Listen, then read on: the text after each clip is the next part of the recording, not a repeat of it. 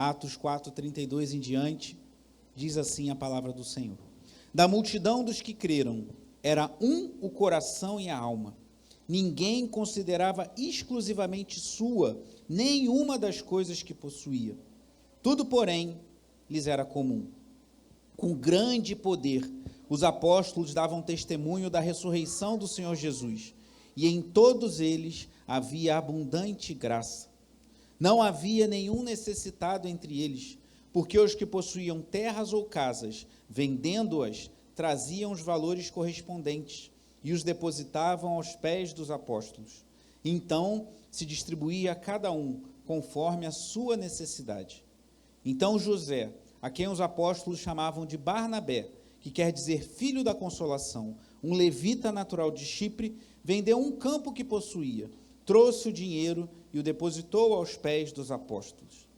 Entretanto, certo homem chamado Ananias, com sua mulher Safira, vendeu uma propriedade, mas reteve uma parte do dinheiro.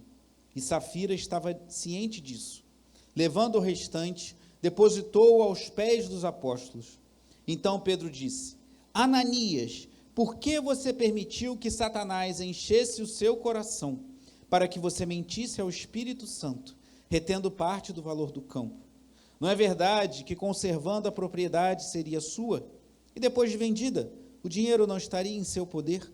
Por que você decidiu fazer uma coisa dessas?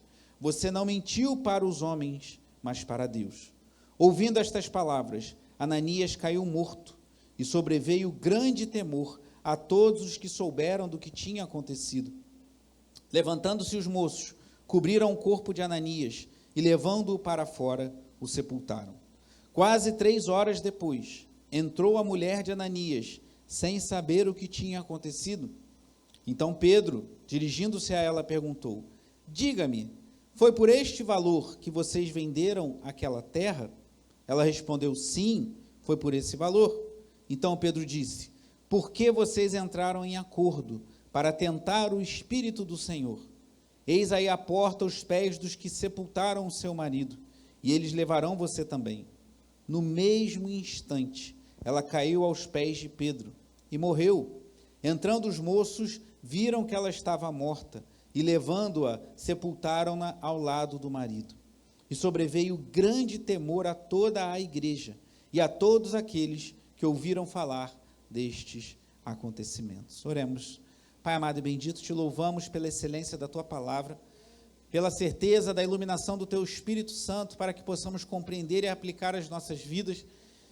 E assim eu oro, Senhor, pois precisamos do Senhor, Deus, para compreender, para entender, para aplicar as verdades da tua santa palavra às nossas vidas. Abençoa-nos nessa manhã, abençoa a igreja, Senhor, que possamos crescer na graça e no conhecimento do Senhor, amadurecer e viver para a glória do teu nome. Em nome de Jesus. Amém. Os irmãos podem sentar.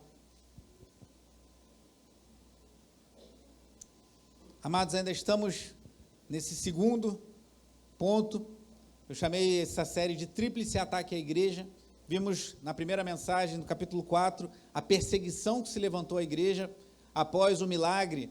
Inclusive foi o tema da mensagem ontem, o texto exposto pelo diácono Valquírio ontem no jejum, Atos capítulo 3, a cura do coxo na Porta Formosa, e aquela cura extraordinária, um milagre, aquele homem saltando, e o que gerou aos apóstolos prisão, perseguição. E aí chegamos ao segundo ponto, que eu dei o título de corrupção, que é o capítulo 5, o caso de Ananias e Safira, e hoje é a terceira mensagem somente sobre esse ponto, e será a última, para entrarmos no último dos 3 ataques à igreja, a distração, no capítulo 6. Vimos na semana passada, eu não vou detalhar, eu peço a você, se você não esteve aqui, ou se você esteve e quiser ouvir novamente, ouça a gravação da pregação, está disponível no nosso canal do YouTube, que Deus, em diferentes momentos da história do seu povo, da história da redenção, ele executou juízo, e havia uma marca em comum. Por que Deus executou o juízo? Nos episódios que vimos na mensagem anterior. Por exemplo, Nadab e Abiú, Levítico capítulo 10, no contexto do culto, no contexto do sacerdócio levítico, a instituição do sacerdócio levítico, lá de Arão e seus filhos, e 2 dos filhos de Arão, Nadab e Abiú, são mortos diante do Senhor, porque apresentaram fogo estranho, fizeram aquilo que Deus não ordenara que fosse feito. Depois vimos o caso de Acã, Josué capítulo 7, que Deus havia determinado que na destruição de Jericó nada fosse levado, e Acã tomou para si ouro, prata, vestes, e assim trouxe condenação sobre Israel e também sobre sua vida e sua família. Então, num contexto de guerra, a desobediência a Deus trouxe juízo ao Senhor. E por fim vimos Uzá, que vinha trazendo a arca, um contexto de celebração, segundo Samuel capítulo 6, a arca voltando para Israel, e eles traziam a arca, e os bois tropeçaram, a arca quase caiu, Uzá colocou a mão e foi morto também, porque Deus havia determinado que a arca deveria ser transportada no ombro dos levitas, e não sobre uma carroça de bois, como faziam outros povos, como os filisteus. E aí, novamente, assim como a desobediência de Nadab e Abiú levaram juízo sobre eles, pois ofereceram um fogo estranho, diferente do que Deus havia determinado, assim como a desobediência de Acã trouxe juízo sobre aquele homem e sua família, porque ele desobedeceu ao que Deus havia determinado de não subtrair nada lá de Jericó, e assim como Uzá encontrou a morte por ter desobedecido a Deus, ali o povo está levando a arca na carroça de bois e não como Deus havia determinado. O que há em comum, então, entre o juízo, num contexto de culto, num contexto de guerra, num contexto de celebração, a desobediência levou que Deus trouxesse juízo sobre o seu povo. Aí, quando chegamos aqui em Atos, alguns questionam, mas Deus continua operando juízo no Novo Testamento, nos tempos da graça, após a cruz de Cristo?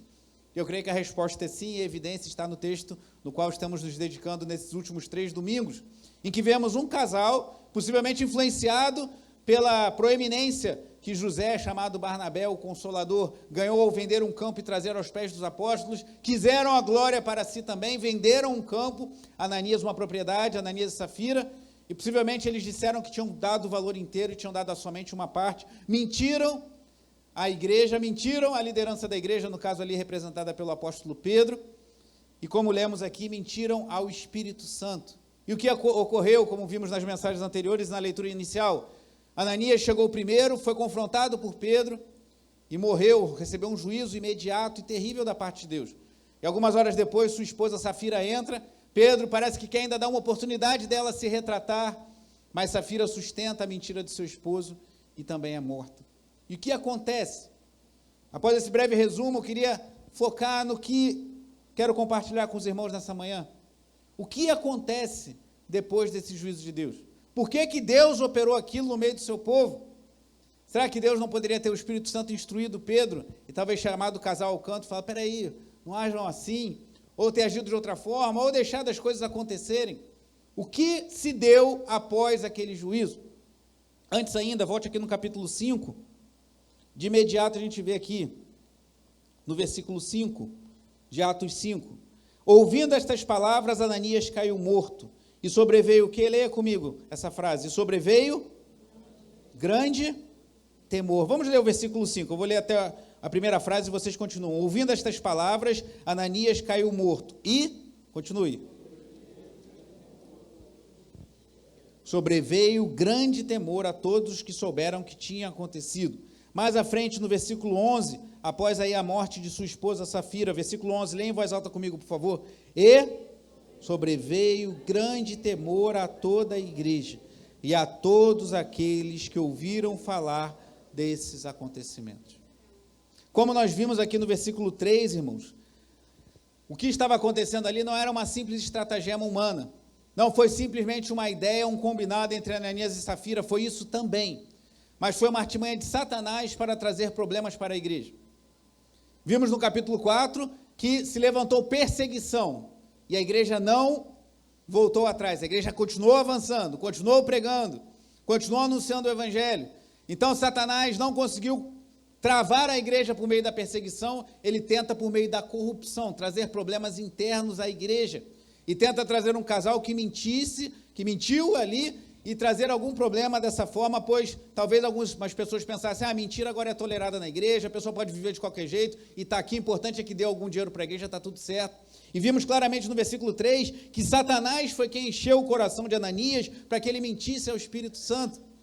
Então vemos aqui o inimigo de nossas almas, Satanás, se levantando contra a igreja do Senhor, e se ele não consegue segurar a igreja por meio da perseguição, ele vai segurar e tentar contaminar a igreja, colocando fermento no meio da massa, tentando trazer corrupção para a igreja.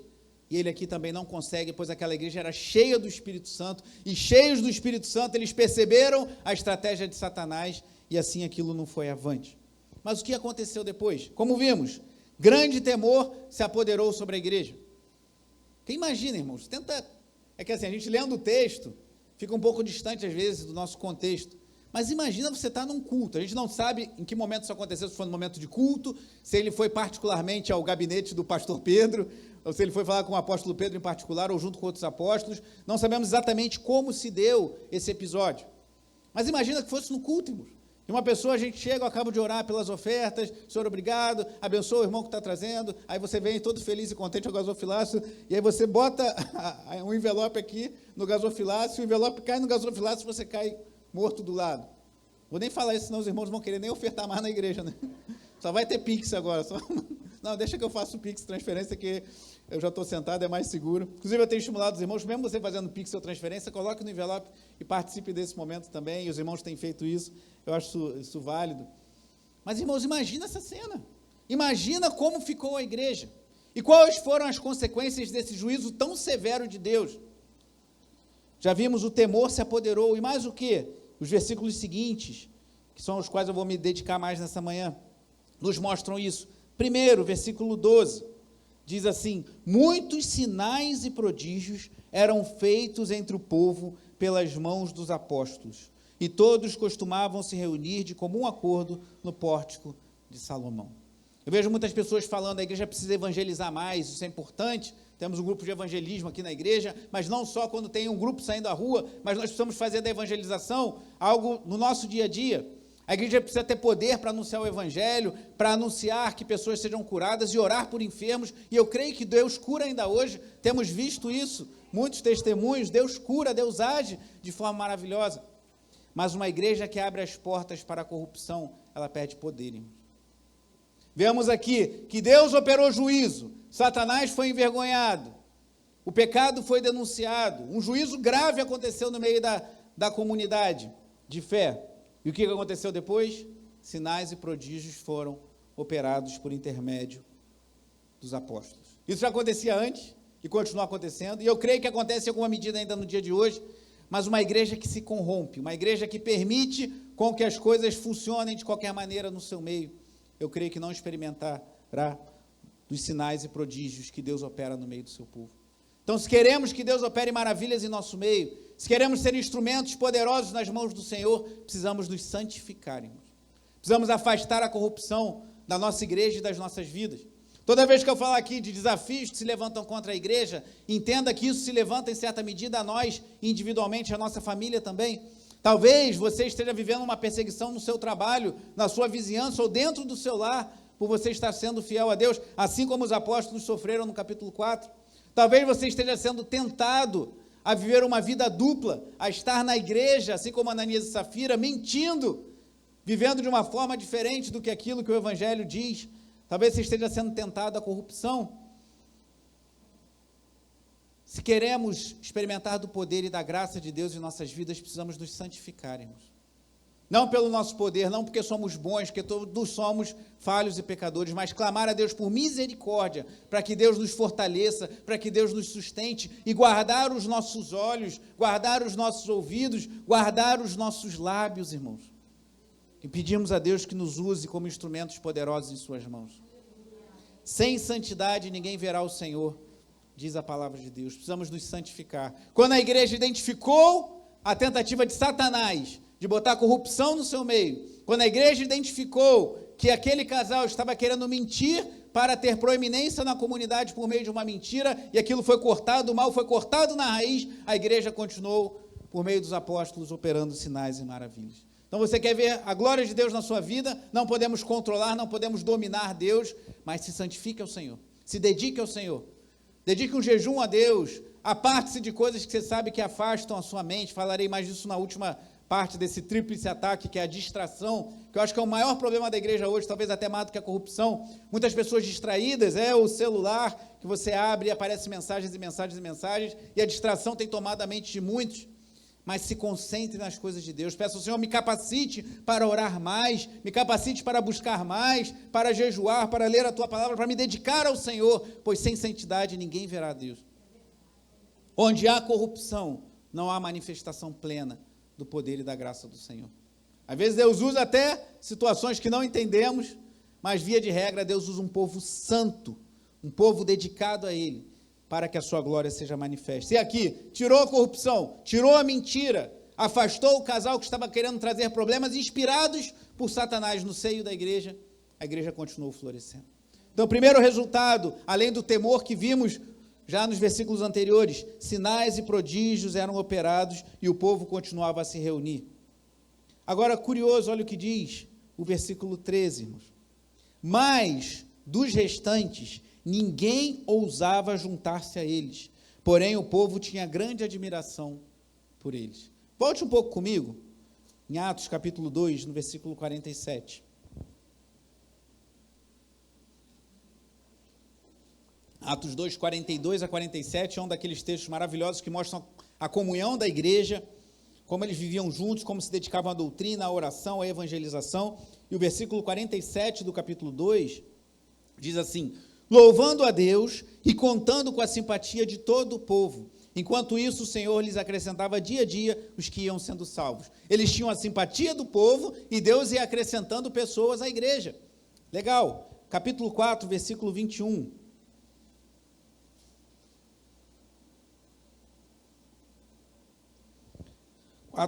Depois, ameaçando os mais ainda, os soltaram, não tendo achado como os castigar. E olha o que diz o final do versículo 21. Por causa do povo. Por quê?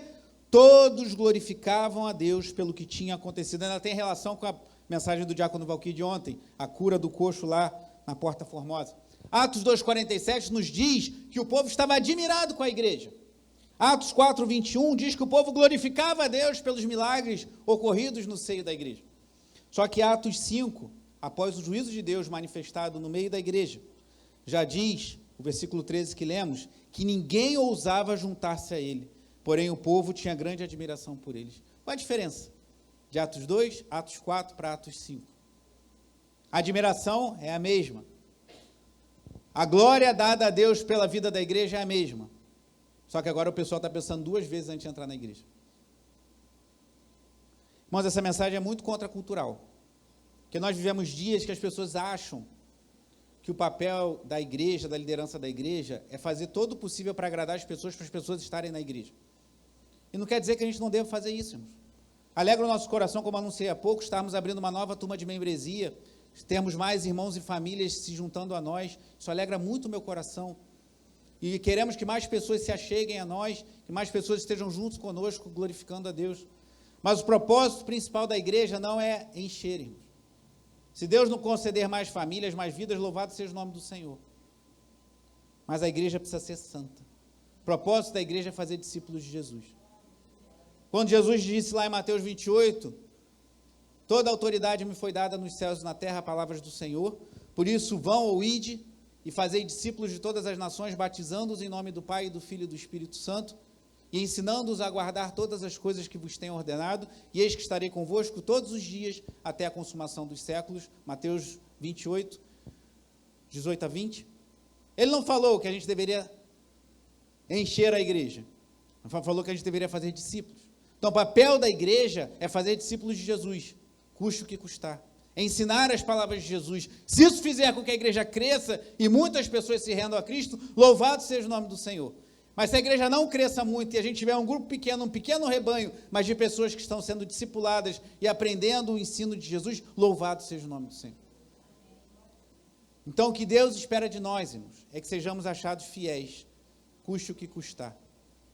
Aqui, quando veio o temor sobre a igreja, o povo que tinha simpatia pela igreja, o povo que glorificava a Deus pelos atos de Deus no meio da igreja, agora já pensava duas vezes antes de se juntar à igreja. E eu acho que essa mensagem é muito urgente para a igreja evangélica brasileira, irmãos, que tem se preocupado muito em botar a gente para dentro e a gente fazer tudo para que as pessoas se sintam muito bem na igreja. E a gente deve se esforçar para que pessoas cheguem à igreja, não estou desprezando isso, mas a gente precisa falar que Deus nos chama para sermos santos, para sermos separados, não perfeitos que nenhum de nós é, Sou para ser perfeito hoje, embora Jesus tenha dito, sede perfeitos como o Pai é, mas é um alvo. Ninguém poderia estar na igreja a começar por mim. Mas Deus nos chama a ser um povo santo, um povo separado, um povo dedicado ao Senhor. E quando o povo lá de Jerusalém entendeu isso, aí já começaram a pensar 2 vezes antes de entrar na igreja. Eu vou entrar nessa igreja do pastor Pedro, o quê? Vai que eu chego lá, só contei uma mentirinha de leve, uma mentirinha branca, não existe mentirinha branca.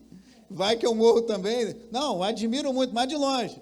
Ah, irmão Paulo, você é uma bênção, glória a Deus pela sua vida, prega muito bem, dá aula, mas fica aí, eu estou aqui, Deus abençoe sua vida, seu ministério, estamos de longe. Eu creio que isso, irmãos, a igreja precisa gerar no povo. Irmãos. Só que isso não é marketing, isso não é sabedoria humana, mas é poder de Deus, sabedoria do Senhor, é o poder do Evangelho, que as pessoas olham para uma comunidade e falam, aquela comunidade é diferente, as pessoas vivem de forma diferente, elas são falhas, são pecadoras, elas às vezes têm seus problemas, mas resolvem no poder do Espírito Santo, e se eu me juntar ali, eu sei que eu vou ser abençoado, eu vou ser suprido, eu vou ser edificado, mas eu corro o risco, se eu quiser levar corrupção, ser o instrumento de Satanás no meio da comunidade, que eu posso ser julgado. Então pensa 2 vezes.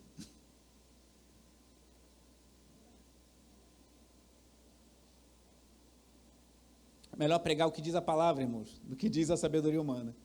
E eu creio que é isso que diz a palavra. A igreja não é um lugar, não é um circo, não é um picadeiro, nem é um lugar de entretenimento, mas é um lugar para o povo de Deus se reunir para a glória dele. Então, o que gerou? Gerou temor. O que gerou? Admiração, mas agora uma admiração um pouco mais de longe. Não, muito boa essa igreja, mas eles lá, eu aqui. Mas o que? Versículo 14. Aí talvez você pense, mas uma igreja assim, desculpe-me, olhe para mim por gentileza mais uma vez, mas uma igreja assim, irmãos, que entra um casal, mente no meio da igreja e morre. Uma igreja que eles passam dificuldades e se auxiliam. Essa igreja não vai crescer nunca. Talvez alguns pensem, a igreja de Jerusalém deve ter diminuído. O pessoal ficou com medo? Vai lá. Então a igreja deve ter ficado pequenininha, mas olha o que diz o versículo 14. E o que? Leia comigo o versículo 14. E aumentava, todos juntos, o versículo 14, e aumentava sempre mais o número de crentes no Senhor, uma multidão de homens e mulheres. Esse versículo quebra a espinha dorsal daquele pensamento pragmático, de que se a gente trouxer disciplina para a igreja não cresce. Isso não é verdade.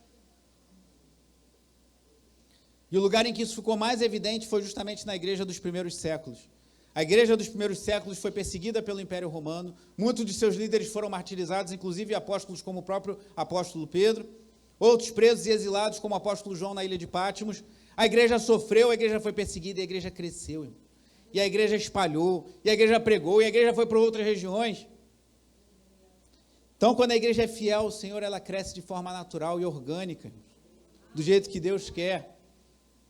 Há uma disciplina, há um termo que alguns teólogos cunharam, chamado disciplina arcane, que é como se fosse disciplina do silêncio.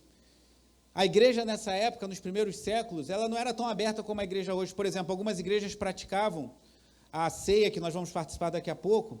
Nossa igreja pratica, a gente chama de mesa aberta. O que significa isso? A gente serve a ceia a todos aqueles que se dizem cristãos e passaram pelo batismo. Antigamente a nossa igreja servia a ceia de forma indistinta a quem quisesse pegar. Hoje a gente recomenda que participe da ceia aquele que já passou pelo batismo, mesmo sendo de outra igreja.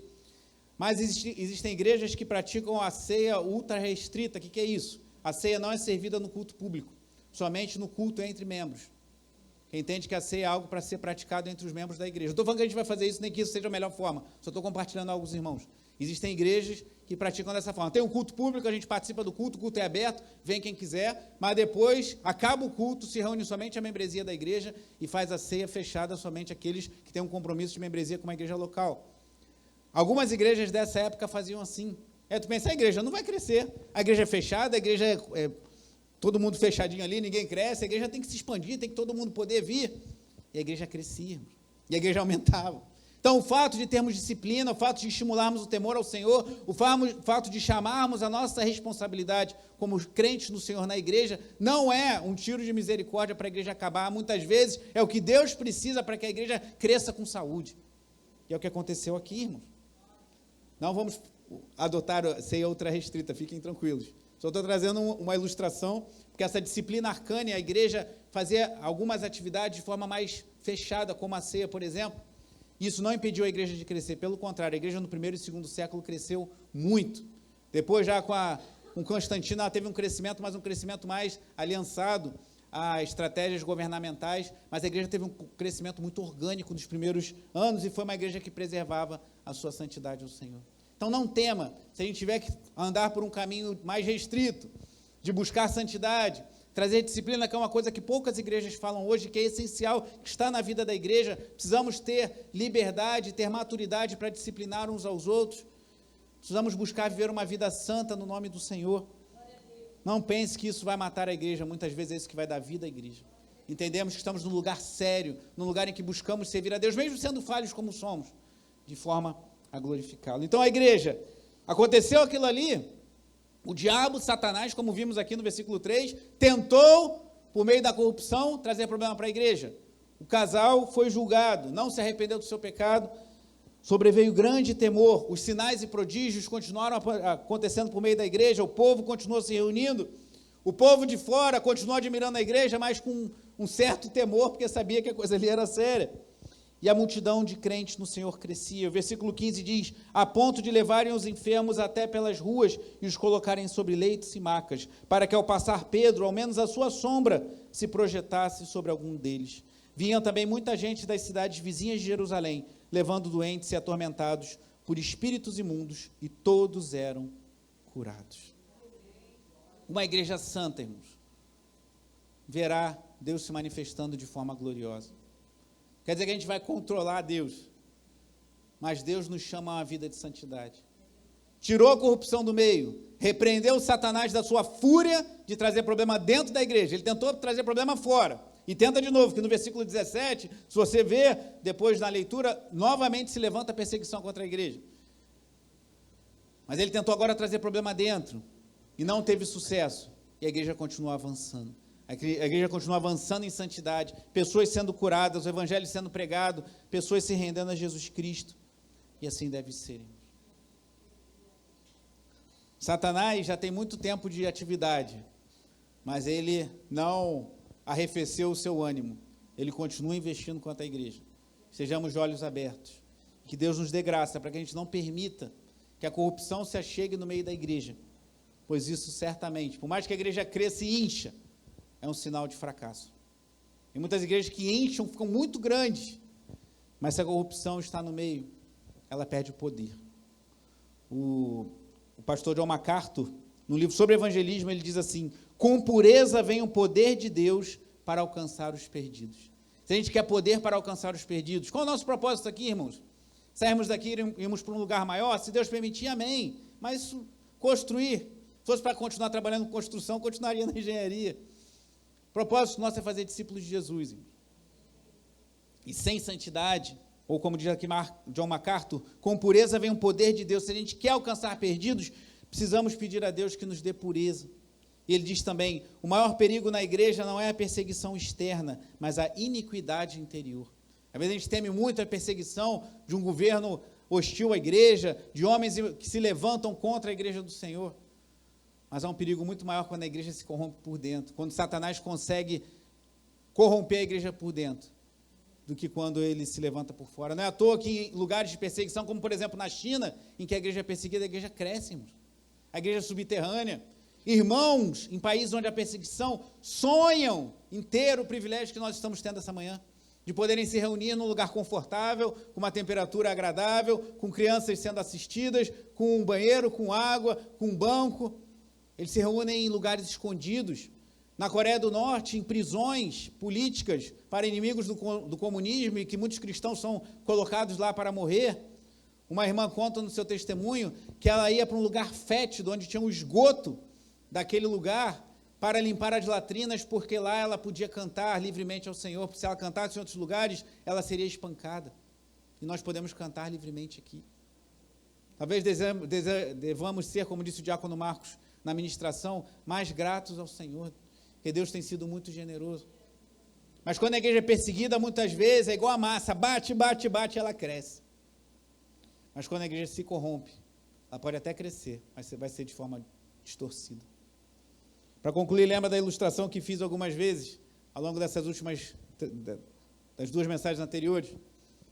Que a igreja, às vezes, para mim, se assemelha à nossa casa, especialmente a cozinha, que é um lugar maravilhoso, onde fazemos bons pratos, aquela saladinha. Desculpa falar isso na hora do almoço, mas vai te dar mais fome para você comprar o almoço aqui antes de ir embora. Mas é um lugar onde há risco também. Onde mexemos com facas, mexemos com produtos químicos, mexemos com fogo. A igreja é um lugar maravilhoso, onde o Senhor nos banqueteia com o banquete da sua graça. Mas é um lugar perigoso, se quisermos viver uma vida que não glorifique a Deus e continuarmos nos dizendo cristãos. Cuidado, meu amado irmão, minha amada irmã. Falo isso do coração cheio de temor a Deus e por compaixão e misericórdia, a sua vida é a minha. Cuidado com a sua vida, irmãos. Porque muitas vezes Satanás não vai aparecer de preto, com um tridente, e vai aparecer, eu sou o Satanás, eu quero desviar você da igreja, tá bom? Vamos comigo. Você vai, está repreendido, sai em nome. Mas ele vai vir sutilmente. Vai vir através de uma colega de trabalho. Vai vir através de uma ligação. Vai vir através de um programa. Vai vir através de alguma coisa que vai querer corromper somente seu coração para te afastar do Senhor e você perder o poder de Deus para ver uma vida santa. Cuidado com a sua vida, meu irmão, minha irmã. E que Deus nos dê graça para sermos uma igreja não perfeita. Que a igreja perfeita só vai ter tem lá no céu uma, e quando Jesus voltar nos novos céus e nova terra. Mas para sermos uma igreja que no poder do Espírito Santo identifica a corrupção, repreende as ações de Satanás e continua avançando para a glória de Deus. Vamos orar. Os irmãos vão servir a ceia.